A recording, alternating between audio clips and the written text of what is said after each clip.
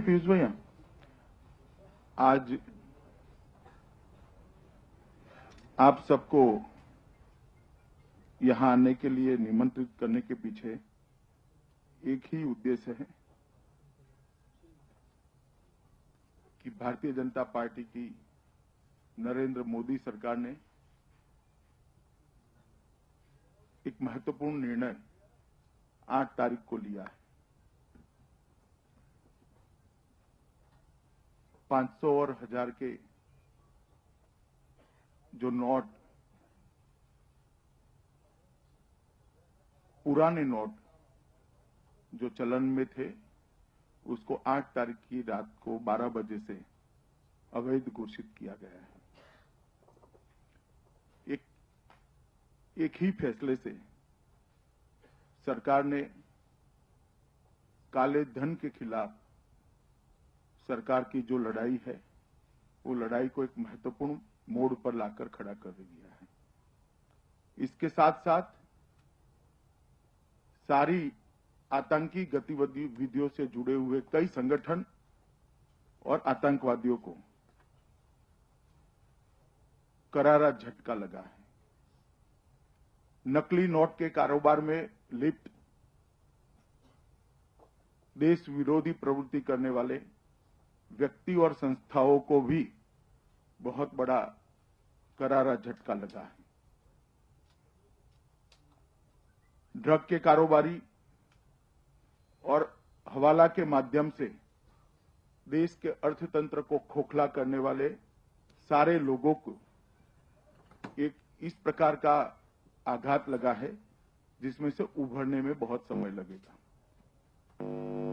और पूरा देश मानता है, दुनिया मानती है कि काला धन रखने वाले, उसको बढ़ावा देने वाले, आतंकवादियों, नक्सलाइट एक्टिविटी करने वाले, नकली नोटों का कारोबार करने वाले, ड्रग कारोबारी और हवाला ऑपरेटर्स के लिए ये बहुत तकलीफदेह निर्णय है। और सभी देशभक्त लोगों ने, देश की जनता ने और प्रामाणिक करदाताओं ने इस फैसले का स्वागत किया है। मैं आज आप सबके सामने उपस्थित हुआ हूं। उस वक्त मैं ये बात को स्पष्ट कर देना चाहता हूं कि इस फैसले से किसी भी प्रामाणिक करदाता ने डरने की कोई जरूरत नहीं है। बहुत सोच समझकर और बड़ी एडमिनिस्ट्रेटिव एक्सरसाइज करने के बाद भारत सरकार ने यह फैसला लिया है। छोटे व्यापारी, अपने घर को चलाने में व्यस्त गृहिणी, प्रामाणिक करदाता, किसान, मजदूर और गरीब, सबके हितों की सरकार रक्षा करेगी और इस प्रकार की व्यवस्था भी करी है। 2.5 लाख से कम जिनके पास भी 500 और 1000 के नोट है, उनको अपने बैंक अकाउंट में डालने में कोई आपत्ति नहीं है। ना उनको किसी भी इंक्वायरी या किसी भी प्रकार की पूछताछ का सामना करना पड़ेगा। तो मैं मानता हूं कि जो मध्यम वर्ग के लोग हैं, गरीब है, छोटे व्यापारी है, इनको किसी भी प्रकार की दिक्कत का सामना नहीं करना पड़ेगा। 31 दिसंबर तक इन नोटों को सभी राष्ट्रीयकृत बैंकों में स्वीकार कर दिया जाएगा, तो किसी को हड़बड़ी का भी सामना करने की जरूरत नहीं है। दिसंबर के अंतिम दिन तक ये सारे नोट जो प्रामाणिक करदाताओं के हैं, छोटे लोगों के हैं, गरीबों के हैं, गृहिणियों के हैं, व्यापारियों के हैं, किसानों के हैं, छोटे व्यापारियों के हैं, वो सभी को स्वीकार कर लिया जाएगा। इसमें किसी को भी कोई हड़बड़ी में आने की जरूरत नहीं है। विगत 2 दिन से जिस प्रकार से बैंक और बैंक के कर्मचारी जनता का सहयोग कर रहे हैं, मैं हृदय से भारतीय जनता पार्टी की ओर से उनका अभिनंदन करना चाहता हूं। भ्रष्टाचार के विरुद्ध और एक स्वच्छ समाज बनाने की मुहिम जो नरेंद्र मोदी सरकार ने शुरू की है, उसमें मैं अपील करता हूं कि देश के सभी लोग इस मुहिम में जुड़े और इसका समर्थन कर उसको गति दें। पूरे देश में जहां जहां से भी फीडबैक मिल रहे हैं, सभी लोग इसका स्वागत कर रहे हैं। भारत सरकार ने भी जहां जहां कमियां नजर आती है, उसको तत्काल सुधार करने के लिए एक टीम बनाई है और वो टीम तत्काल उस पर निर्णय भी कर रही है। जैसे 3 दिन तक टोल टैक्स को माफ कर देश भर के सभी टोल नाकों पे जो व्हीकल्स थे उनको ये तकलीफ से मुक्ति देने का काम किया। रेलवे स्टेशन, बस स्टेशन, सरकारी अस्पताल, हर जगह पे पुराने नोटों को स्वीकार किया गया है। सरकारी भुगतान जितने भी है, चाहे वो टेलीफोन का हो, बिजली का हो, पानी का हो, उसमें भी पुराने नोटों को स्वीकार कर लिया गया है और एक अच्छी सुचारू व्यवस्था के माध्यम से एक परिवर्तन को स्वीकृत कराने का संवेदनशील प्रयास किया है। फिर भी हो सकता है कि कुछ तकलीफ पड़े। मैं आज देश की जनता को अपील करने आया हूं कि एक बहुत बड़ा फायदा देश के अर्थतंत्र को हो, ऐसा कठोर कदम भारत सरकार ने उठाया है। हो सकता है लंबी लाइनें लगी हो, शुरुआत में एटीएम में से नोट निकालने में कोई तकलीफ भी पड़ती हो, उसके प्रति सभी संवेदना रखते हुए मैं अपील करना चाहता हूं कि भारत सरकार के साहसी कदम को जनता समर्थन दे, क्योंकि देश के अर्थतंत्र से फर्जी नोट, जाली नोट निकालना और काले धन को निकालना ये बहुत जरूरी है। एक ऐसा नासूर बनकर ये हमारे अर्थतंत्र को पीड़ा दे रहा है जिसके रहते देश आगे नहीं बढ़ सकता है। मित्रों, इसीलिए मैं आज अपील करने के लिए यहां पर आया हूं। एक और भी बात मैं निश्चित रूप से कहना चाहता हूं कि 2 दिन से अलग अलग राजनीतिक पार्टियों की प्रतिक्रिया पूरे देश की जनता देख रही है, हम भी देख रहे हैं। इस फैसले से काला धन रखने वाले, टेररिस्ट, नकली नोट रखने वाले, उसका कारोबार करने वाले, नक्सलाइट, ड्रग कारोबारी और हवाला ऑपरेटर्स को दुख हो सकता है, वो तो मैं समझता हूं। मगर जिस प्रकार से राजनीतिक दलों में हाय तौबा मची है, इसका मुझे आश्चर्य है। कल तक 7 तारीख तक जो सवाल पूछते थे हमें कि नरेंद्र मोदी सरकार ने काले धन के लिए क्या किया, वो आज काले धन पर जो कड़ा प्रहार हुआ है उससे बौखलाए हुए। मैं पूछना चाहता हूं बसपा की अध्यक्षा को, मुलायम सिंह जी को, राहुल गांधी जी को, केजरीवाल जी को कि आपको क्यों पीड़ा हो रही है, किस बात की पीड़ा है आपसे? राजनीति स्वच्छ होगी, चुनाव में से कालाधन बाहर हो जाएगा और देश की अर्थतंत्र में से कालाधन बाहर हो जाएगा। इससे राजनीतिक दलों को क्या पीड़ा हो सकती है, मेरी समझ में नहीं आ रहा। और जिस प्रकार का माहौल राजनीतिक दल बनाना चाहते हैं, मैं उनसे ये सवाल पूछना चाहता हूं कि आप काले धन के समर्थन में है या काले धन के खिलाफ है? आप हवाला ऑपरेटर के समर्थन में है या हवाला ऑपरेटर के खिलाफ है? आप नकली नोटों से चलने वाले टेररिज्म के खिलाफ है या समर्थन में है? आप कालाबाजारियों को बढ़ावा देना चाहते हैं या उनके हौसले पस्त करना चाहते हैं? इन चीजों का जवाब समाजवादी पार्टी, बसपा, आप पार्टी और कांग्रेस पार्टी, चारों पार्टियों ने देना चाहिए। और देश की जनता ने भी ये चारों पार्टियों को सवाल पूछना चाहिए कि इस फैसले से आपको क्या तकलीफ हुई है, उस पर एक प्रेस वार्ता कर जरा बताइए। मैं मानता हूं कि चारों पार्टियों ने अपने आप को एक्सपोज कर लिया है और फेक करेंसी के खिलाफ, काले धन के खिलाफ मोदी सरकार ने जो कड़ा कदम उठाया है, इसकी आलोचना कर उन्होंने जनता को अपना असली चेहरा बताने का, दिखा देने का काम किया है। मित्रों, ये कोई एक अपने आप में लिया गया अकेला फैसला नहीं है। काले धन के खिलाफ की लड़ाई के श्रेणीबद्ध फैसले जो हुए हैं, उसका एक कदम है। सबसे पहले इस सरकार ने जनधन योजना लाकर सभी परिवार में बैंक अकाउंट पहुंचाने का काम किया। उसके बाद में एसआईटी को जितनी भी सूचनाएं प्राप्त थी विदेशों में काले धन की, वो सारी सूचनाएं सौंपकर उस पर जांच करने के लिए अधिकार दे दिए। उसके बाद में काफी देशों के साथ काले धन की सूचनाओं को साझा करने के लिए एग्रीमेंट किए।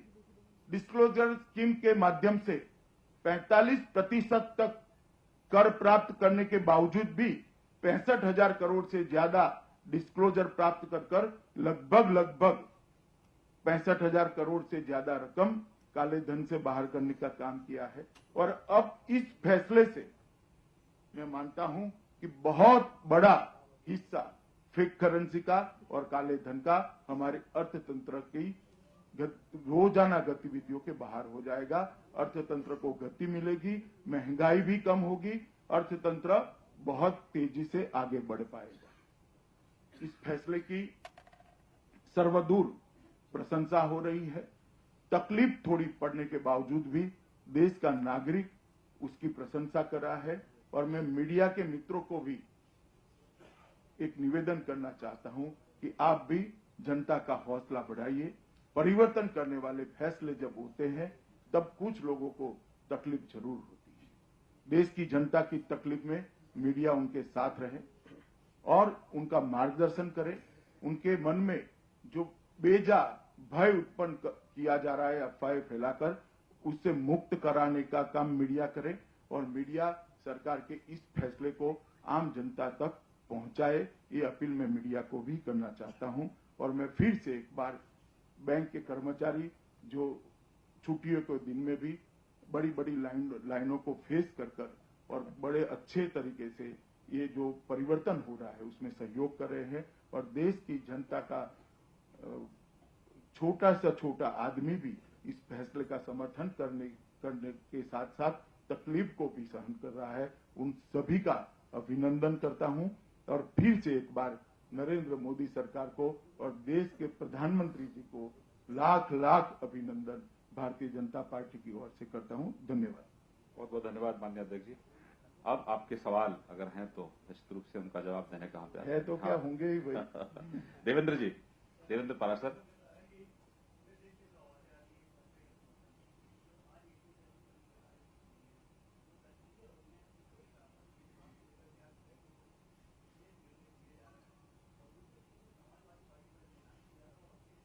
पहले एक का सवाल दे दूं।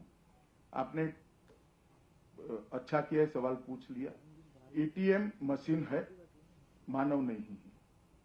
इसके अंदर जो नोट्स है उसका वेटेज और साइज के आधार से वो ऑपरेट होता है। नई नोट जो बनाई गई है उसका वजन भी अलग है और उसका साइज भी अलग है। तो ये व्यवस्था बदलने में थोड़ा समय लगेगा। 100 के नोट एटीएम पर उपलब्ध है, मगर चूंकि 100 के नोट ज्यादा अंदर आ नहीं सकते, एटीएम जितने भी भरे जाएंगे तुरंत खाली होंगे। तो कुछ दिनों के लिए ये व्यवस्था जब तक नहीं सुधरती है, इनका प्रोग्राम जब तक नहीं बदलता है, थोड़ी तकलीफ जरूर होगी। इसीलिए मैंने जनता को रिक्वेस्ट किया है कि थोड़ा सहयोग करें। और जो तकलीफ हो रही है इसके सरकार को भी दुख है, सरकार को चलाने वाले सभी सरकारी कर्मियों को भी दुख है, पॉलिटिकल नेतृत्व को भी दुख है और भारतीय जनता पार्टी भी संवेदना से इस दृष्टि को देख रही है। मगर एक बहुत बड़ा कठोर कदम जब लेते हैं तो थोड़े समय के लिए जो तकलीफ होती है, इसके लिए हम जनता को अपील करते हैं कि ये कुछ ही समय का 5-7 दिन, 1 सप्ताह का मामला है, उसको थोड़ा धैर्य रखकर एक लंबे फायदे के लिए, एक देश के अर्थतंत्र के सुधार के लिए स्वीकार करना चाहिए। विकास भदौरिया जी, 1 मिनट। विकास जी।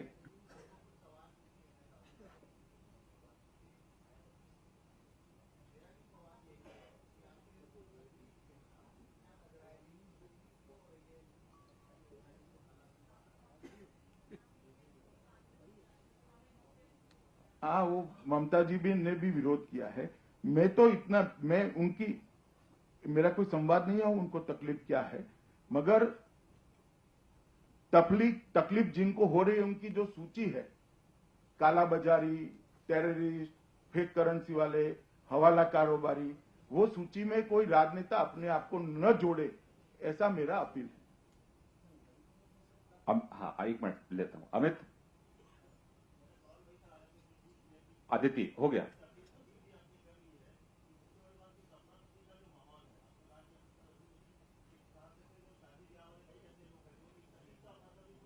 देखिए, कल लगभग 2 करोड़ से ज्यादा लोगों को नोट एक्सचेंज का काम हुआ है। मुझे लगता है आज ये संख्या बढ़ेगी और धीरे धीरे कर ये ठीक ही हो जाएगा और बड़ी अमाउंट भी देना हो सकता है, बैंकों से जल्दी शुरू हो जाए।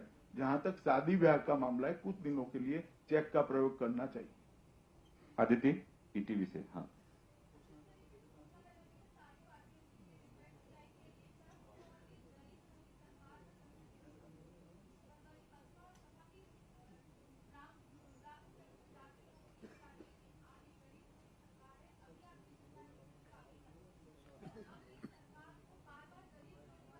देखिए, ममता जी ही कह सकती है कदम गरीब विरोधी है। इससे गरीब को तो कोई नुकसान होना ही नहीं है।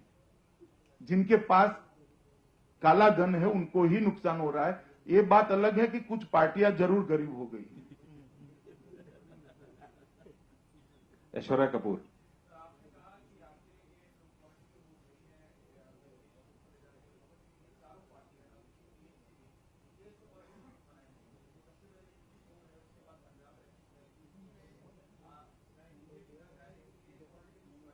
मैं चाहता हूं कि पॉलिटिकल पार्टियां इस मुद्दे को लेकर चुनाव में आए। रीमा परासर। जनता फैसला करेगी।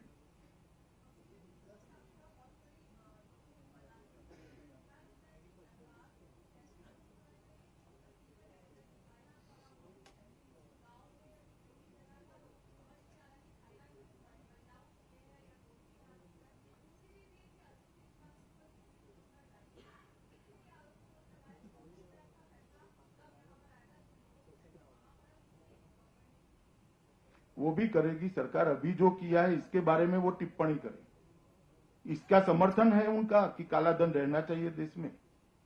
केजरीवाल जी देश के सामने स्पष्ट करें कि इस कदम से जो काला धन नेस्त नाबूद होने वाला है, जितनी भी मात्रा में, उसका वो समर्थन कर रहे हैं क्या? जो चीज हुई है उसको साइड पर रख के अगले जो होने वाला है या करने जैसा है, इसका सवाल पूछना, ये इससे जनता गुमराह नहीं होगी। केजरीवाल जी ने स्पष्ट करना चाहिए कि काला बाजारियों का जो धन नष्ट होने वाला है इस कदम से, उसका वो समर्थन कर रहे हैं या नहीं। वो सरकार ने, वैसे तो सरकार के रेवेन्यू सेक्रेटरी ने प्रेस नोट दिया ही था, कल अरुण जी ने भी बताया है उसको, और आज कुछ अखबारों में एडवर्टाइज भी आई है। हो सकता है कल सभी अखबारों में चली जाए। अनामिका।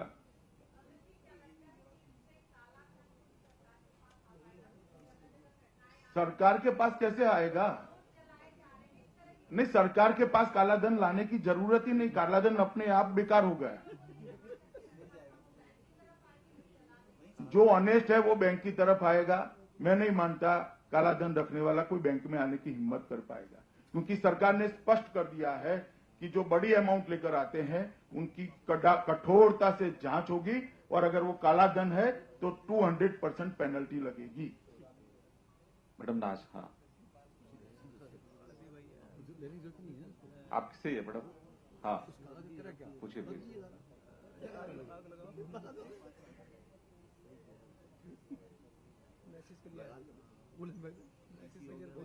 देखिए, मैं नहीं, इस चीज का इलेक्शन को ध्यान में रखकर ये फैसला नहीं किया गया। एक लंबे समय का जो नासूर बना हुआ है फेक करेंसी और काला धन, पैरेलल इकोनॉमी लगभग चल रही थी, उसको कर्टेल करने के लिए सरकार ने कदम उठाया है। मगर जिस प्रकार से हमारी विरोधी पार्टियां काले धन और फेक करेंसी के पक्ष में बोल रही हैं, मुझे लगता है हमें फायदा निश्चित होगा। तिवारी जी, ईटीसी। हाँ,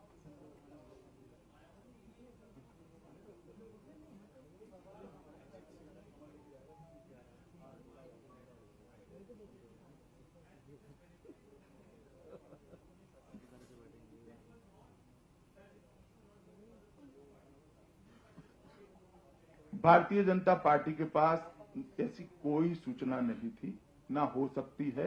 ये सूचना सिर्फ संवैधानिक अधिकार जिनके पास प्राप्त है और एडमिनिस्ट्रेटिव जरूरियात जिनको देने के उतने लोगों तक ही सीमित थी। आप लोगों को भी नहीं हो पाई भैया, हमारा छोड़ दो, आप तो बहुत दूर से सूंघ लेते हो।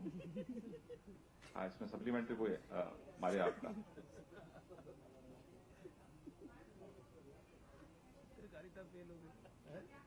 बसपा के लिए जरूर इकोनॉमिक इमरजेंसी हो सकती है। संतोष जी, हाँ, फिर आप।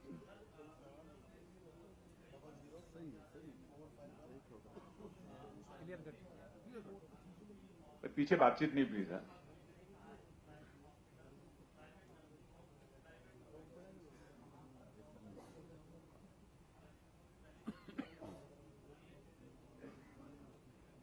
देखिए, सरकारी अस्पताल में छूट दिया हुआ ही है। प्राइवेट अस्पताल में जो लोग जाते हैं, जिनको जाना पड़ता है, मेरा इस सभी से निवेदन है कि कुछ दिन चेक से पेमेंट करें। हाँ, हाँ,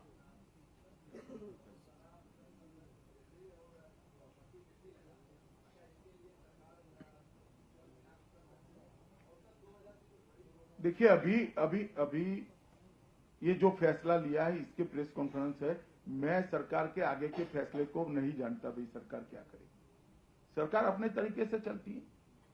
पूर्णिमा जी, फिर अर्चित जी।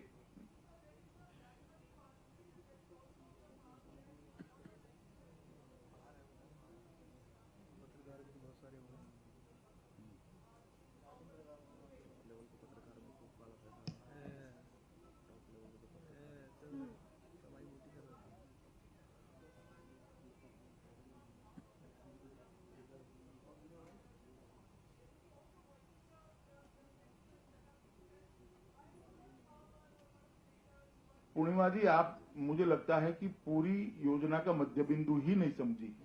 मैं आपको समझा देता हूं। ये कैश के कारोबार के खिलाफ कोई कदम नहीं है। ये टैक्स पे करे बगैर की कैश के खिलाफ कदम है। जिन्होंने टैक्स पे नहीं किया है, इनके खिलाफ कदम है और उस पर कड़ाई करनी ही चाहिए। इससे किसान को डरने की कोई जरूरत नहीं है, क्योंकि किसान को टैक्स भरना ही नहीं होता है। छोटी गृहिणी को डरने की जरूरत नहीं, क्योंकि वो 3 लाख की लिमिट में नहीं आती। तो सरकार ने पहले से स्पष्ट कर दिया है, कैश ट्रांजैक्शन के खिलाफ कोई मुहिम नहीं है। टैक्स भरे बगैर के कैश के खिलाफ मुहिम। अच्छा जी, हाँ,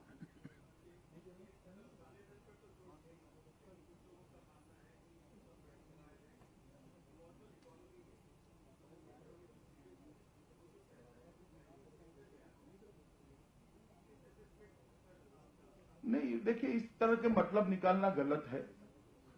जिसके भी पास सेविंग्स पड़ी है, उसको कह दिया गया है कि भाई 2.5 लाख तक आप जाकर भर दो। ज्यादा है तो भी भर दो, ज्यादा है तो टैक्स का हिसाब दे दो। स्पष्ट किया हुआ है। राजविहार जी, फिर आप।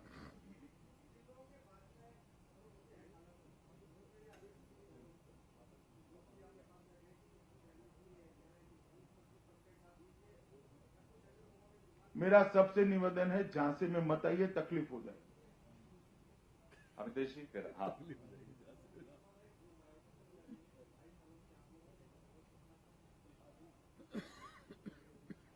बौखलाहट है जी उनकी।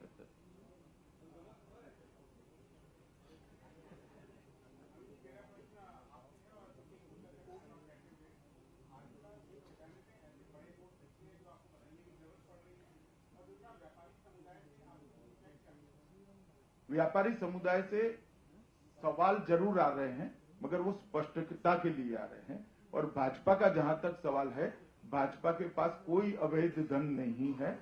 चुनाव आयोग को हम बरोबर अपना रिटर्न फाइल करते हैं, हिसाब देते हैं और इनकम टैक्स को भी देते हैं। जैसे हमारा आंतरिक चुनाव भी बाकी पार्टियों की कंपैरिजन में ठीक से ही होता है, ऐसे हिसाब किताब भी हमारा ठीक ही होता है। सुमन जी चलिए अब चुनाव आयोग में हम देंगे ब्यौरा जो देना।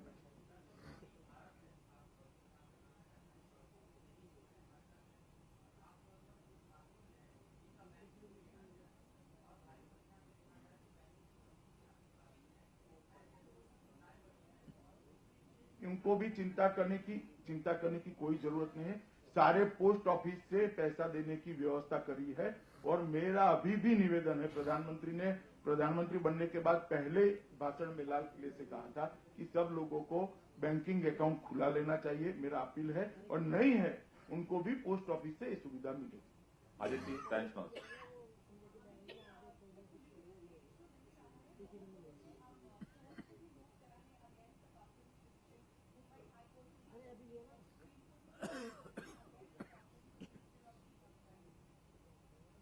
देखिए, सरकार ने अपने संवैधानिक अधिकारों का उपयोग किया है, देश हित में किया है और काले बाजार और काले धन के खिलाफ किया है। अब देश में डेमोक्रेसी है, कोई भी कोर्ट में जा सकता है, सरकार अपना पक्ष रखेगी।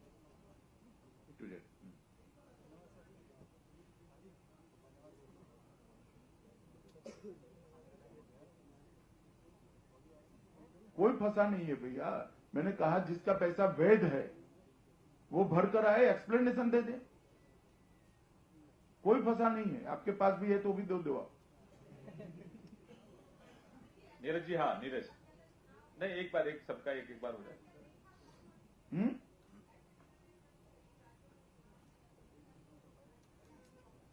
इस देश में कोई साल ऐसा नहीं होता जिसमें चुनाव ही नहीं होता। अगले साल भी 2 है। नीरज जी फिर लास्ट में, हाँ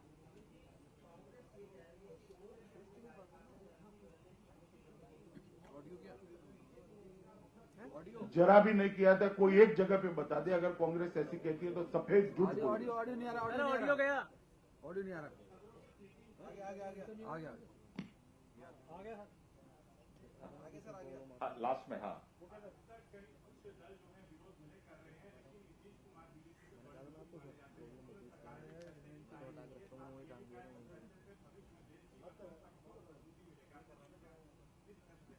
चलिए, इसमें मेरा कोई टिप्पणी का सवाल नहीं है भैया। मैं सिर्फ विरोध कर रहे हैं, उन पर ही टिप्पणी कर रहा हूं। बाकी तो मैंने कहा बहुत सारे लोग समर्थन कर रहे हैं।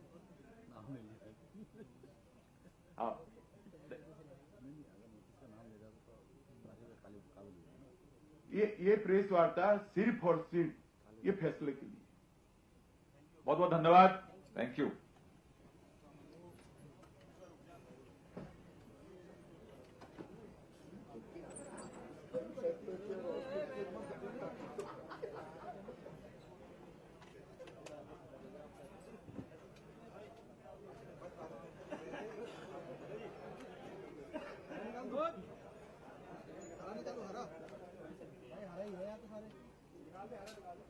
सारे निकाल दो यार, मैंने भी ऐसी नहीं है, क्या मतलब है? निकले सारे